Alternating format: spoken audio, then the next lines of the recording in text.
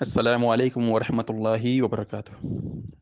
ایک سلسلے وار رد چل رہا ہے جس کی دوسری قسط حاضر ہے، اور اس میں ہم اہل بدعت کے دلائل کا ذکر کر رہے ہیں اور ان کا رد کر رہے ہیں کہ وہ دلائل پیش کرتے ہیں اولیاء سے مدد مانگنے کے لیے قرآن اور سنت سے۔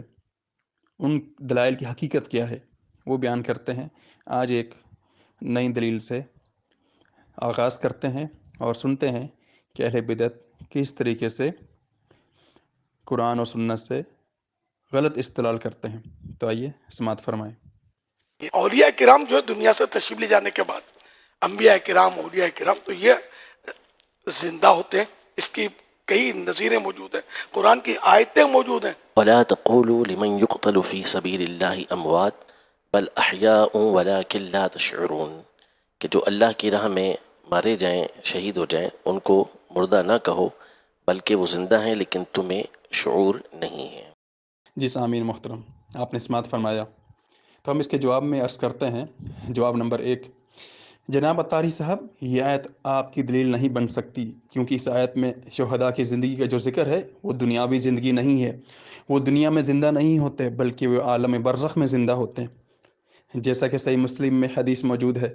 جب شہداء دنیا میں آنے کی تمنا کرتے ہیں تو یہ خواہش ان کی پوری نہیں کی جاتی اور انہیں دنیا میں نہیں بھیجا جاتا، اس لیے جو ان کی زندگی ہے وہ برزخی زندگی ہے، دنیا میں وہ بھی نہیں آ سکتے۔ نمبر 2، لیکن اگر پھر بھی آپ کہتے ہیں کہ شہداء دنیا میں ہی زندہ ہوتے ہیں تو پھر ہم آپ سے پوچھتے ہیں کہ اگر وہ دنیا میں ہی زندہ ہوتے ہیں تو ان کی بیوی بیوہ کیوں ہو جاتی ہے؟ زندہ شخص کی تو بیوی بیوہ نہیں ہو سکتی، اس کی بیوی دوسری شادی کیوں کر لیتی ہے؟ حالانکہ اگر شوہر زندہ ہو تو عورت کے لیے جائز نہیں کہ وہ دوسری شادی کر لے۔ اس لیے اس سے ثابت ہوا کہ شہید کی زندگی دنیاوی زندگی نہیں ہے بلکہ برزخی زندگی ہے۔ اسی طرح جو شہید ہو جاتا ہے اس کی اولاد یتیم کہلاتی ہے، مال وراثت تقسیم کیا جاتا ہے، اسے دفن کیا جاتا ہے۔ اگر زندہ ہیں تو ان کو دفن کرنا تو کبیرہ گناہ ہے۔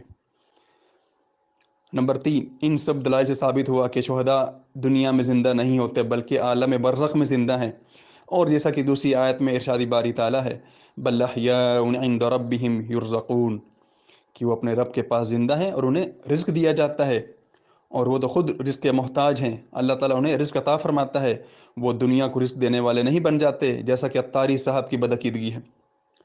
نمبر 5، اور ان آیات میں کہیں بھی نہیں ہے کہ ان سے مدد طلب کرو، ان کو پکارو، وہ تمہاری مدد کریں گے۔ نمبر 6، اللہ سبحانہ و تعالیٰ نے قرآن مجید میں سیدنا عزیر علیہ السلام کا واقعہ ذکر کیا ہے کہ اللہ تعالیٰ نے انہیں 100 سال کے لیے موت دے دی۔ جب 100 سال بعد ان کو زندہ کیا، اٹھایا، ان سے پوچھا گیا کہ آپ کتنی دیر یہاں پہ رہیں، تو انہوں نے کہا کہ 1 دن یا دن کا کچھ حصہ۔ آپ دیکھیں 100 سال کا عرصہ گزر گیا، وہ زمین کے اوپر موجود تھے، اللہ تعالیٰ نے ان کو موت دے دی، تو انہیں نہیں پتا کہ 100 سال کا عرصہ گزر چکا ہے۔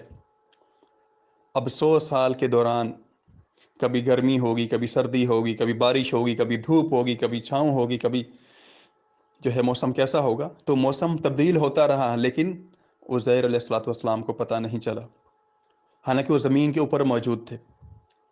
حتیٰ کہ ان کا جو جانور تھا جس پہ وہ سواری کر رہے تھے، اس کو بھی انہوں نے اپنے پاس ہی باندھ لیا تھا، اور جب اٹھے تو وہ ہڈیوں کو ڈھانچہ بن چکا تھا۔ تو آپ جانتے ہیں کہ اگر جانور کو بھوک لگتی ہے تو وہ چیختا ہے، چلاتا ہے، شور مچاتا ہے، لیکن ان کو پتہ نہیں چلا جانور کی چیخ و پکار کا۔ اسی طرح جب وہ مر گیا، بدبو پھیلتی ہے، انہیں بدبو بھی نہیں آئی۔ تو اس قصے سے واضح طور پر ثابت ہوتا ہے کہ جو دنیا سے چلا جاتا ہے، جسے موت آ جاتی ہے، تو وہ دنیا سے بے خبر ہو جاتا ہے۔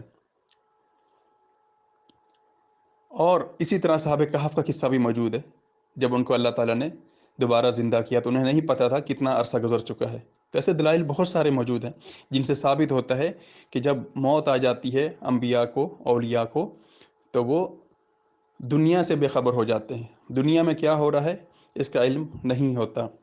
نمبر 7، مفسرین نے تفسیر کی کتابیں لکھی ہیں، لیکن ان میں سے کسی بھی موت پر مفسر نے اس آیت کی تفسیر میں یہ نہیں کہا کہ جو لوگ وفات پا چکے ہیں ان سے مدد مانگو۔ ایسی تفسیر کرنا تو بغیر علم کے ہے، اور جس کے متعلق نبی کریم صلی اللہ علیہ وسلم نے ارشاد فرمایا کہ ایسا شخص اپنا ٹھکانہ جہنم میں بنا لے، اسے ترمذی نے روایت کیا ہے۔ نمبر 8، انبیاء اور شہداء اگر دنیاوی زندگی زندہ ہوتے تو انہیں کبھی بھی قبر میں دفن نہ کیا جاتا۔ نمبر 9، صحابہ کرام رضوان اللہ علیہم اجمعین کا اجماع ہے کہ نبی کریم صلی اللہ علیہ وسلم دنیاوی زندگی زندہ نہیں ہے، جیسا کہ صحیح بخاری میں سیدنا ابوبکر صدیق رضی اللہ عنہ کا فرمان موجود ہے، اور جس پر صحابہ کرام رضوان اللہ علیہم اجمعین میں سے کسی نے بھی اختلاف نہیں کیا۔ نمبر 10، اگر نبی کریم صلی اللہ علیہ وسلم دنیاوی زندگی زندہ ہوتے تو آپ کو کبھی بھی غسل نہ دیا جاتا، کفن نہ پہنایا جاتا، کبھی بھی دفنایا نہ جاتا، کیونکہ کوئی تصور کیسے کر سکتا ہے کہ صحابہ کرام رضی اللہ عنہم جو ہے نبی علیہ السلام کو دنیاوی زندگی ہوتے ہوئے بھی قبر میں زندہ دفن کر دیں؟ یہ تو کوئی زندگی کی سوچ سکتا ہے۔ نمبر 11، یہ عقیدہ صحابہ کرام کے عقیدے کے مخالف ہے، اور اللہ سبحانہ و تعالیٰ نے سورہ نساء میں فرمایا ہے کہ جو صحابہ کرام کی مخالفت کرتا ہے اس کا ٹھکانہ جہنم ہے۔ نمبر 12، جو آپ نے آیت بیان کی اس میں شہداء کی زندگی کا ذکر ہے، جبکہ آپ جن اولیاء کو پکارتے ہیں وہ سارے کے سارے شہید نہیں ہوتے، اس لیے یہ آیت آپ کی دلیل بن ہی نہیں سکتی۔